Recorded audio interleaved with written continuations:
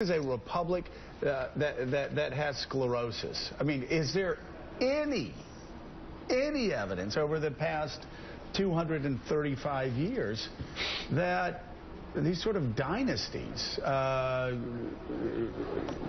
have they ever had this much sway? And what's wrong with our country? Well, it's the media more than anything, and it's the access to fundraising, and it's the staffs that you accumulate. You have such a start. Yes, money, always first.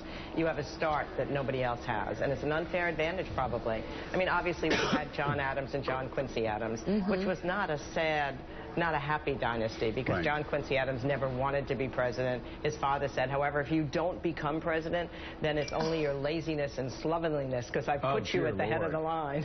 And then you had Benjamin Harrison, who was the grandson of William Henry Harrison, and he said, I'm nobody's grandson. I want to run on my own. And then they had this song, his grandfather's hat was too large for his head, to make fun of him. Oh, my God. So it was more fun in the old days. We need songs about the Bushes and the Clintons, and then maybe we'll have a good time with it. So George W. Bush can immediately hook into his father's money.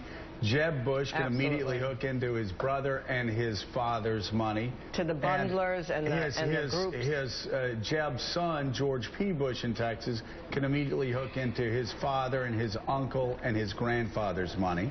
I agree. You know, the one reason why George Washington decided to run again was that we were not creating a kingship, and he wanted new people to have a chance to, I'm thinking for him now, I'm back in old George's head, but it's important to have new staff, new people, new ideas, and if you have those same people, inevitably. The other side of it, however, is they've been through it. They've had the tough times of it. They know what it's like to lose. They know what it's like to have your private life crushed in from the outside, and they're still willing to do it.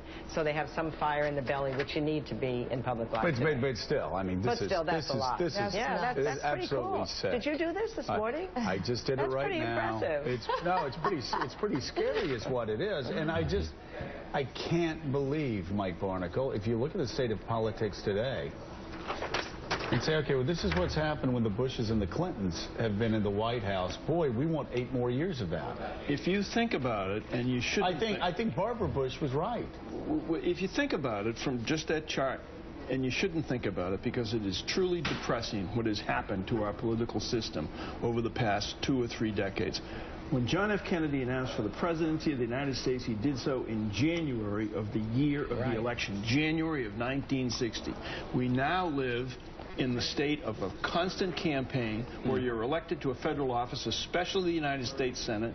You get there, you assume within 30 seconds, hey, why not me? Right. You spend 2/3 of every day raising money to keep that plane afloat for 4 or 6 years, depending on your term. It is hideous.